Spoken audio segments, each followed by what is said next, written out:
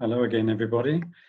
This is the last recording and is rather different from the previous ones, which constituted really a list of recommendations for behavior in Italy. This is an anecdote.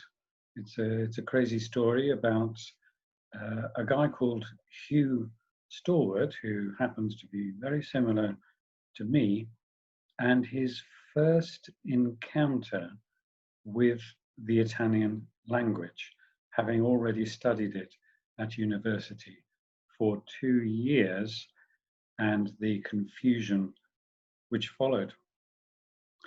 The story is called When in Turin, which recalls the expression when in Rome, do as the Romans do. So here the implication is when in Turin, do as the people of Turin do. Hugh Stewart was never to forget the day, or rather the night, that he crossed the French-Italian border and entered Italy for the first time. He and his friend John, both in their early 20s, were two of a group of travellers on a long-distance coach from London to Florence. They were both students of Italian at a British university and were heading for Florence to attend a summer course in Italian language. At university, they had followed a number of modules on Italian literature, art, and history, as well as language courses, but at this stage, their spoken Italian was not too good. The other people on the bus, almost all British, were, for the most part, holiday makers. It was 5 o'clock in the morning.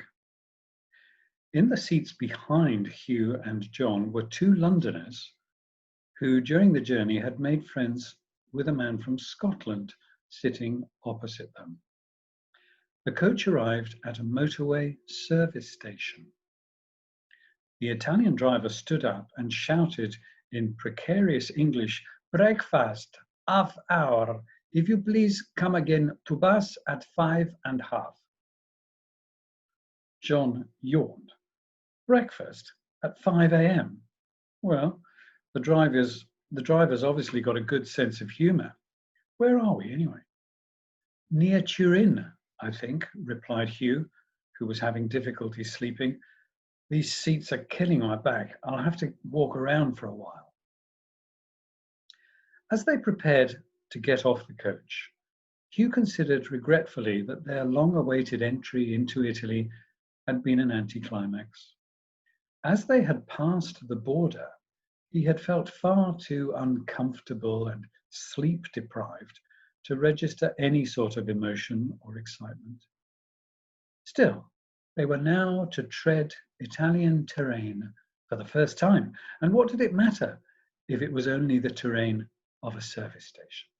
They were in Italy, the country whose language, culture, and customs they had been studying so assiduously for the past year.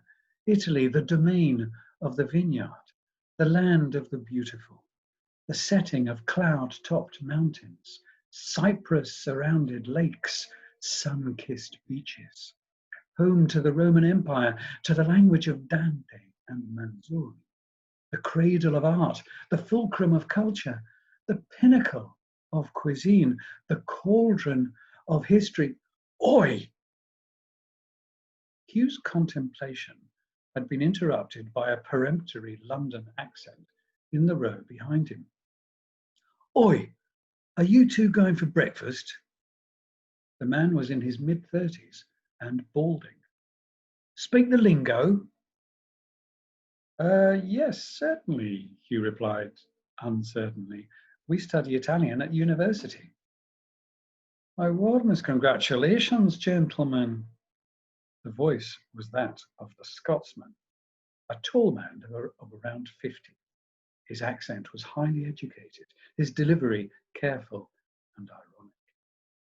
You bring us truly excellent tidings.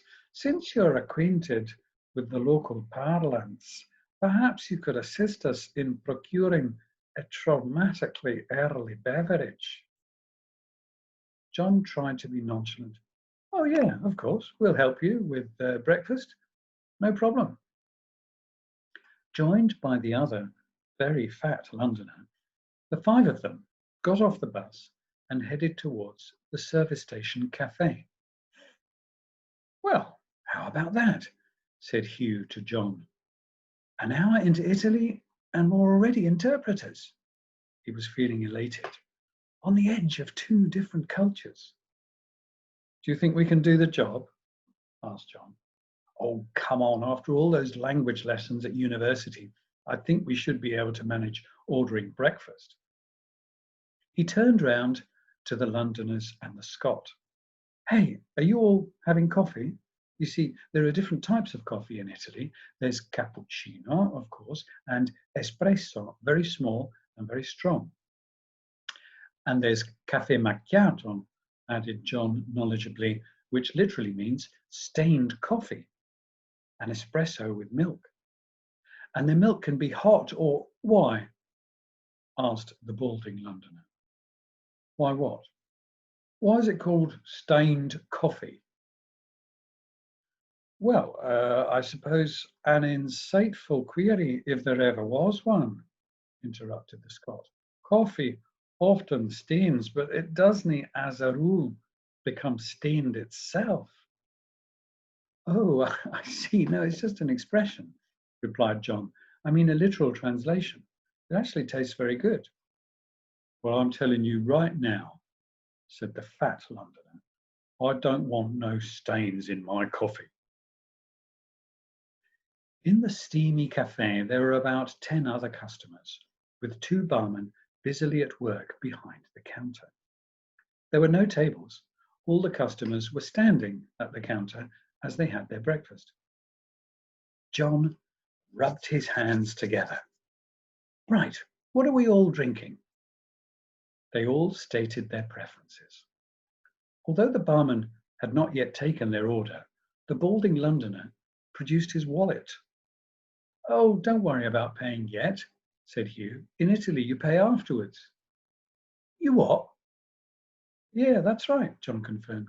Eat and drink first, pay later. The fat Londoner looked at him incredulously. Sounds great. I think I'll have a few pints. An intriguing idea, laughed the Scot. I think we should suggest introducing it back home in Scotland, though I'm not sure the pub owners would be too happy. Oh, good evening, landlord. Please give me 20 whiskies for me and my friends here. I'll pay you when we've finished. The 2 Londoners laughed noisily. Yeah, and by the time you stopped drinking, you wouldn't remember how many pints you'd had, and you'd be too drunk to pay anyway. Ah, buongiorno. One of the barmen, who spoke no English and so had no idea what they were laughing about, was ready to take their order. Ah, said John, clearing his throat and preparing his best Italian. Bene, 2 cappuccini. The barman interrupted him. Scontrino? This extremely succinct interrogative from the barman signified that first of all they had to go to the cash desk, positioned behind them, in order to pay for their coffee in advance and to be given the so-called scontrino, a receipt which they should then take to the counter and hand over to the barman in order to get served. In Italy, this is standard practice at cafes in service stations, bus stations, and railway stations, though not in other places where the rule is to pay afterwards. The barman had, in a rather mocking tone, expressed this as a question rather than a simple piece of information, as if to say, don't you think it might be just a good idea to get your receipt first? But the irony was lost on Hugh and John, who had never previously heard the term scontrino. Before they had time to react to this, the barman was called away by one of his colleagues to deal with something urgent at the other end of the counter. Hugh looked at John anxiously. What did he say? Don't know, replied John, turning his back to the others and whispering out of the side of his mouth, sounded like con trino. Con trino. Ah, well, that would mean with trino. John gave him a sarcastic look. Right, well, thanks for clarifying that one, Einstein. What the hell is trino? No idea. What's going on? Asked the fat Londoner impatiently. Ah, well, answered Hugh, embarrassed by his own ignorance. The barman asked us if we're having coffee with Trino. Trino? What would that be? Asked the Scotsman. Well, you see, it's difficult to identify the exact meaning because, well, in a sense, it's a liqueur, exclaimed John, suddenly inspired. The others looked unimpressed. Yes, a liqueur, continued John authoritatively. You see, Italians like to have a liqueur or spirit in their coffee. It's common practice. He looked at Hugh pleadingly. Oh, I see, said Hugh. Yes, it kind of cheers up the coffee. Right, said John. It's known as caffè corretto, literally a corrected coffee. The balding Londoner was even more unimpressed than before. Corrected coffee? Sounds logical, laughed the Scot.